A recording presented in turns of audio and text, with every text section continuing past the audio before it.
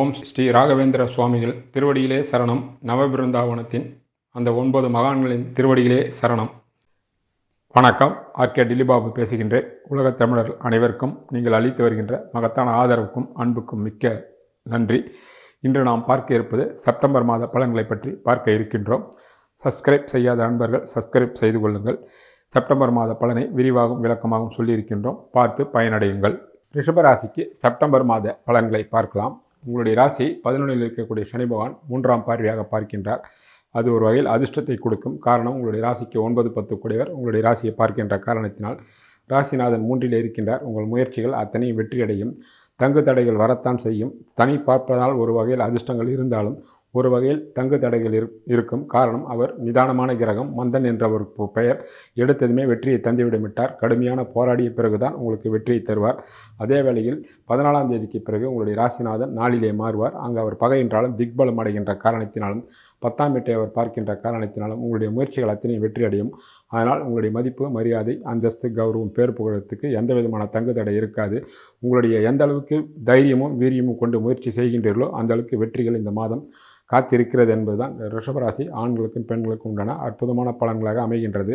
நீங்கள் மனச்சோர்வுக்கு இடம் கொடுக்காமல் தீவிரமாக முயற்சி செய்யுங்கள்.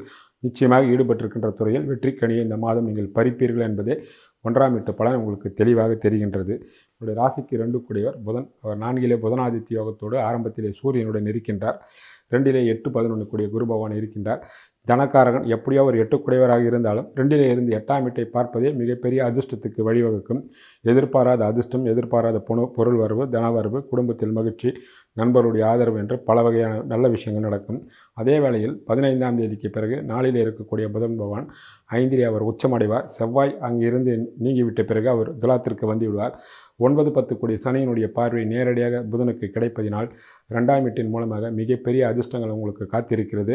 சொந்த ஜாதகம் சாதகமாக இருந்தால் மிகப்பெரிய அதிர்ஷ்ட தேவதை உங்களை தழுவிக்கொள்ளும். அது ஈடுபட்டிருக்கின்ற துறைக்கேற்றாற்போல் அது பணமோ, பேரோ, புகழோ, பதவியோ, எந்த நிறுவனத்தில் எந்த துறையில் இருக்கின்றோ அதன் மூலமாக மிகப்பெரிய அதிர்ஷ்டம் உங்களை கட்டாயம் தழுவிக்கொள்ளும்.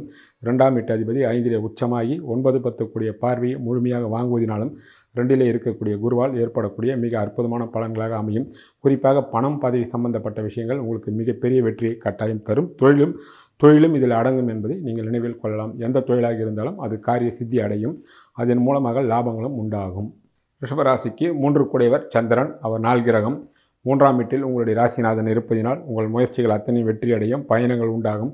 இதெல்லாம் மாதம் பிற்பகுதியிலே நடக்கும். ஆனால் ஆரம்பத்திலே சகோதர வகையில் ஏதோ ஒரு வகையில் சங்கடங்கள் வரலாம். விட்டு கொடுத்து செல்ல வேண்டும். ஏற்கனவே சொன்னது போல சனி செவ்வாய் ஜனன காலத்தில் சம்பந்தப்பட்டு அதற்குண்டான தசாபுத்திகள் வந்தால் இளைய சகோதரர்களை பாதிக்கும். உங்களையும் அது பாதிக்கும். மற்றவர்களுக்கு அதை பற்றி கவலை இல்லை. ஆனால் 14ஆம் தேதிக்கு பிறகு செவ்வாய் மாறியவுடன் நிலைமை சீராகும். உங்களுடைய முயற்சிகள் அத்தனையும் வெற்றியடையும். இளைய சகோதர சகோதரிகள் உங்களை முழுமையாக ஆதரிப்பார்கள். அவர்களால் உங்களுக்கு லாபமும், அவர்களால் உங்களுக்கு லாபமும் உண்டாகும். விஐபிகளுடைய தொடர்பு கிடைக்கும். பழைய நண்பர்கள் ஒன்று சேர்வார்கள். பிரிந்தவர்கள் ஒன்று சேரக்கூடிய அற்புதமான வாய்ப்புகள் எல்லாம் மாத பிற்பகுதி நடப்பதற்கு கூடுதலாக வாய்ப்புகள் உள்ளன. என்னுடைய ராசிக்கு 4 கூடியவர் சூரியன். அங்கு ராகு கேது சம்பந்தத்துடன் 4ஆம் வீட்டு அதிபதிய சூரியன் ஆட்சி பெற்றிருக்கின்றார். 4ஆம் வீடு வலிமை அடைகின்ற காரணத்தினால் படிக்கின்ற மாணவிகள் மிக பெரிய அளவிலே கல்வியில் சாதிப்பார்கள். அங்கு ராகு கேது சம்பந்தம் இருந்தாலும் உங்களை பாதிக்காது. உடன் புதனும் இருக்கின்றார். புதனாதித்யாவும் உங்களுடைய புத்தி கூர்மையால் உங்களுடைய யாரும் மற்றவர்களெல்லாம் முடிக்க முடியாத சிக்கலான விஷயத்திலும் மிக சாதாரணமாக சிம்பிளாக நீங்கள் முடித்துவிட்டு பேர் புகழை தட்டி கொண்டு போய்விடுவீர்கள். அவர் சகல விதமான நன்மைகளும் யோகங்களும் 4ஆம் வீட்டின் மூலமாக கிடைப்பதற்கு வாய்ப்புகள் உண்டாகும். அதே வேளையில் இந்த சூரியன் 16ஆம் தேதிக்கு பிறகு 5இலே மாறுவார். புதனம் மாறுவார். அவர்களுக்கு சனியினுடைய நேரடியாக பார்வை சூரியனுக்கு கிடைப்பதனால் தசாபுத்தி சரியில்லாதவர்களுக்கு 4ஆம் வீட்டின் மூலமாக ஒரு சில சங்கடங்கள் வரலாம். குறிப்பாக பெரியவர்களுக்கு உடல்நலை பாதிக்கலாம். சிறியவர்களுக்கு படிப்பு கவனச்சிதறல்கள் ஏற்படலாம்.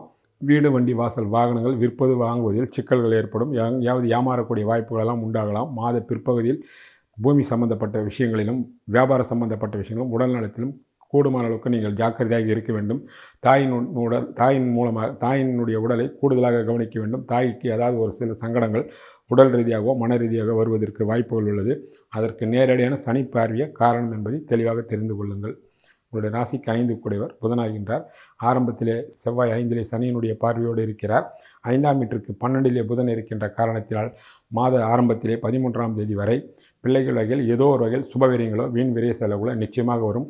யோகமான தசாபுத்தி நடப்பவர்களுக்கு அத்தனையும் சுபவிரயங்களாக வரும். படிப்பு, கல்வி, குழந்தை பாக்கியம், திருமணம், வேலை வாய்ப்பு, பொன்பொருள் வாங்குவது எத்தனை சுபவிரயங்கள் இருக்கிறதோ அத்தனையும் நடக்கும். மாறாக இருப்பவர்களுக்கு பிள்ளைகளை பற்றி கவலை அல்லது பல பேருக்கு குழந்தைகள் இல்லாத சூழ்நிலையிலும் பிள்ளைகளால் வருத்தங்களும் பிள்ளைகள் நோய் நொடியோ ஏதோ ஒரு வகையில் பிள்ளைகளுடைய வயதிற்கேற்ற வகையில் எந்த காரியமும் நடக்கவில்லை என்ற காரியம் உங்களுக்கு கஷ்டத்தை கொடுக்கலாம். ஆனால் செவ்வாய் மாறிய பிறகு 15ஆம் தேதி அன்று 5ஆம் வீட்டு அதிபதி புதன் 5லே உச்சமடைந்து 9-10 கூடிய சனியினுடைய பார்வை நேரடியாக மாத பிற்பகுதியில் வாங்குவதால் பழம் நழுவி பாலில் விழுந்த கதையாக உங்களுடைய கனவுகளும் எண்ணங்களும் திட்டங்களும் நிறைவேறும். பிள்ளைகள் அவரவர் வயதிற்கும் ஈடுபட்டிருக்கின்ற துறைக்கும் மிகப்பெரிய சாதனை படைப்பார். சகல விதமான சௌபாகியங்களும் உண்டாகும். பிள்ளைகளுக்கு திருமணமோ அல்லது வேலையோ பொருளாதார உயர்வு என்ற எல்லா விதமான நன்மைகளும் நிச்சயமாக நீங்கள் எதிர்பார்க்கலாம். உங்களுடைய ராசிக்கு 6 கூடியவர் சுக்கிர பகவான் ஆரம்பத்திலே 3லும் பிறகும் அவர் 4லே இருக்கின்றார். 14ஆம் தேதிக்கு பிறகு 6லே செவ்வாய் அமர்வார். 6ஆம் வீட்டிலே பாவகிரகமான செவ்வாய் இருப்பதினாலும் உங்களுடைய ராசிநாதனே 6 கூடிய சுக்கிரனாக இருப்பதினாலும் 6ஆம் வீட்டை பற்றி கவலை இல்லை. போட்டியோ போராமையோ விமர்சனமோ யார் எது சொன்னாலும் நீங்கள் காதிலே வாங்கக்கூடாது. நாங்கள் அடிக்கடி சொல்வது போல ரிஷபராசிக்காரர்கள் அவரே ராசிநாதன், அவரே 6 கூடியவர். எதிரி நீங்கள் எதிர்த்தால் உங்களை விட அவர் வளர்ந்து விடுவார். ஆனால் எதிரிகளை பற்றி உங்கள் மனதிலே ஒரு துளி கூட கவலை இருக்கக்கூடாது. உங்கள் காரியத்தில் தான் கண்ணாக இருக்க வேண்டும். எதிரிகளை பற்றி நீங்கள் எந்த விதமான விமர்சனமும் பண்ண தேவையில்லை. உங்களுடைய ராசிக்கு 7 கூடியவர் செவ்வாய். அவர் ஆரம்பத்தில் 11லும் பிறகும் அவர் 7ஆம் வீட்டிற்கு 12லே மறைகின்றார். ஆக கணவன் மனைவி மூலம் ஏதோ ஒரு வகையில் உங்களுக்கு சுபவிரயங்கள் காத்திருக்கிறது. தொழிலுக்காக வேலைக்காக ஏதோ ஒரு காரணத்துக்காக கணவனோ மனைவியோ தற்காலிகமாக குடும்பத்தை விட்டு பிரியலாம். வேலை விஷயத்திற்காக வெளியே செல்லலாம். திருமணத்துக்காக காத்திருக்கின்ற ஆண்களும் பெண்களும் சற்று கூடுதலான முயற்சி செய்ய வேண்டும். காரணம் திருமண முயற்சி வெற்றியடையும். அவர் 7ஆம் வீட்டிற்கு 12லே இருந்தாலும் குருவினுடைய பார்வை கிடைப்பதனால் திருமணம் ரிஷபராசி ஆண்களுக்கும் பெண்களுக்கும் நிச்சயமாக நடக்கக்கூடிய வாய்ப்புகள் உண்டாகும். சற்று கூடுதலான முயற்சி செய்ய வேண்டும் என்பது 7ஆம் வீட்டு பலன்கள் மிக தெளிவாக தெரிவிக்கின்ற விஷயங்களாகும். உங்களுடைய ராசிக்கு 8 கூடியவர் குரு பகவான். அவர் 2லே இருந்து 8ஆம் வீட்டை பார்ப்பதினாலும் உடன் சனியும் சேர்ந்து ஆரம்பத்தில் செவ்வாயும் பார்ப்பதினால் 8ஆம் வீட்டின் மூலமாக எதிர்பாராத தனப்பிராப்தியோ அதிர்ஷ்டமோ வரலாம். ஒரு சிலருக்கு தசாபுதி சரியில்லாதவர்களுக்கு தந்தையின் மூலமாக வீண் விரைய செலவுகளோ வைத்திய செலவுகளோ வரலாம். தந்தையின் உறவுகள் மூலமாகவும் சங்கடங்கள் எல்லாம் வரலாம். அப்படிப்பட்டவர்கள் குலதெய்வத்தின் கோயிலுக்கு சென்று தரிசனம் செய்து கொண்டு வரலாம். மற்றவர்களுக்கு எதிர்பாராத தனப்பிராப்தி அதிர்ஷ்டங்கள் வரலாம். காரணம் 9-10 கூடிய சனியும் 2-8-11 கூடிய குரு 2லே இருந்து 8ஆம் வீட்டை பார்க்கக்கூடிய திடீர் அதிர்ஷ்ட யோகம் பலருக்கு வருவதற்கு வாய்ப்புகள் உள்ளன. உங்களுடைய ராசிக்கு 9 கூடிய சனி பகவான் அவர் 11லே இருக்கின்றார். ஆரம்பத்திலே 14ஆம் தேதி வரை 9ஆம் வீட்டை யோகத்தை கொடுக்கக்கூடிய சுக்கிரன் பார்க்கிறார். அந்த வீட்டுக்கு அவர் 5-10 கூடியவராக இருப்பதனால் 9ஆம் வீடு பலமடைகிறது. பிதுர்காரகன் சூரியனும் வலிமை பெற்று இருப்பதனால் ஆரம்பத்தில் அதிர்ஷ்டம் ஏதோ ஒரு வகையில் உங்களை தழுவிக்கொள்ளும். அது தந்தையாலோ தந்தை உறவுகளாலோ மகான்களுடைய ஆசீர்வாதத்தாலோ உங்களுடைய சொந்த முயற்சியாலோ அது ஈடுபட்டிருக்கின்ற துறையாக இருக்கலாம். பட்டம், பதவி, பேர், புகழ், எழுத்துத்துறை, வணிகத்துறை எந்த துறையாக இருந்தாலும் பெரிய அதிர்ஷ்டம் உங்களை தழுவிக்கொள்வதற்கு வாய்ப்புகள் கூடுதலாக உள்ளன. அது மட்டும் இல்லாமல் 9ஆம் வீட்டு அதிபதியே 11லே இருப்பதால் அதிர்ஷ்ட தேவதை தழுவிக்கொள்வால் உங்களுடைய முயற்சிகளெல்லாம் சித்தி அடையும். அதன் மூலமாக பலவிதமான நன்மைகள் வருவதற்கு வாய்ப்புகள் உள்ளது. பலருக்கு தான தர்மங்கள் செய்யக்கூடிய வாய்ப்புகளும் பிரகாசமாக அமையும். உங்களுடைய ராசிக்கு 10 கூடிய சனி அவரும் 11லே இருக்கின்றார்.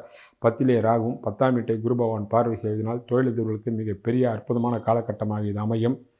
ஆரம்பத்திலே சுக்கிரனும் அவரை மாத பிற்பகுதியிலே சுக்கிரனும் 10ஆம் வீட்டை பார்ப்பதினால் அவர் ராசிநாதனாக இருப்பதினாலும் அந்த வீட்டிற்கு அவர் 4-9 கூடியவாக இருப்பதினாலும் தொழிலதிபர்களுக்கு மிகப்பெரிய ஏற்றமும் முன்னேற்றமும் கட்டாயம் உண்டாகும். சரியான முறையில் பயன்படுத்தி கொள்ளலாம். அரசாங்க பணியிலும் தனியார் பணியில் இருப்பவர்களுக்கும் வேலை பளு அதிகமாக இருந்தாலும் பதவி உயர்வு, பண உயர்வு, விரும்பிய இடங்களுக்கு இடமாற்றம் என்று சகல விதமான நன்மைகளும் வரும்.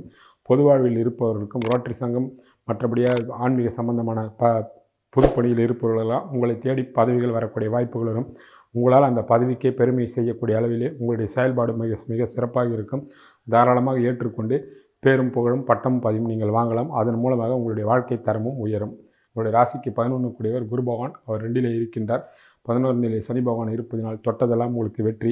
ஆனால் இளைய சகோதரர் மூலமாக சகோதர வகையில் 13ஆம் தேதி வரை ஒரு சில சங்கடங்களோ வீண் விரயங்களோ அல்லது விரோதங்களோ வரலாம்.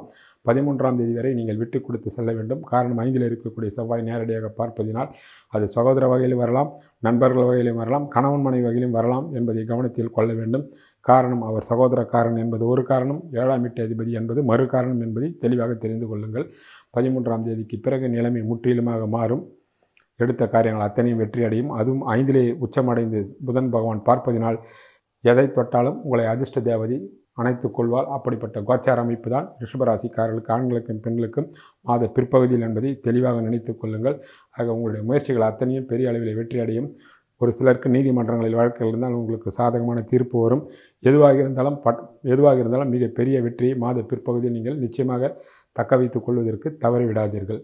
உங்களுடைய ராசிக்கு 12 கூடிய செவ்வாய் ஆரம்பத்திலே அவர் 5லும் பிறகும் அவர் 6லே இருந்து தான் வீட்டை தானே பார்க்கின்ற காரணத்தினால், ஆனால் குரு பார்த்த செவ்வாய் என்ற காரணத்தினால் உங்களுக்கு ஆகக்கூடிய செலவுகள் எல்லாம் குடும்பத்திற்காகவும் சகோதர வகையிலும் கணவன் மனைவி வகையிலும் அமையுமே தவிர வீண் விரைய செலவுகள் ஆகாது என்பதே ஆறுதலான விஷயமாகும். ஆக ரிஷபராசிக்காரர்களுக்கு இந்த மாதம் முன்னும் சரி பின்னும் சரி, குறிப்பாக மாத பிற்பகுதியில் மிகப்பெரிய யோகமும் லாபங்களும் அதிர்ஷ்டங்களும் இருக்கிறது. சரியான முறையில் தக்க வைத்து வெற்றி கனியை பறித்து கொள்ளலாம். இந்த மாதத்திற்குண்டான தெய்வ வழிபாட்டினை பார்ப்போம்.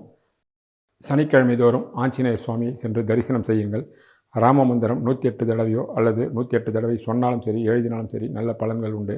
முடிந்தவர்கள் சுந்தரகாண்டம் பாராயணம், கந்தசஷ்டி கவசத்தை பாராயணம், விஷ்ணு சகஸ்ரநாமத்தை படிக்க தெரியாதவர்கள் அது சமஸ்கிருதத்தில் இருக்கும்.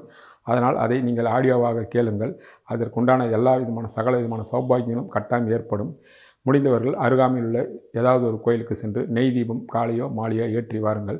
வெளிநாட்டில் உள்ள தமிழர்களும் மேலே கண்ட பரிகாரத்தையே தெய்வ வழிபாட்டினை பயன்படுத்தி கொள்ளலாம். நன்றி, வணக்கம்.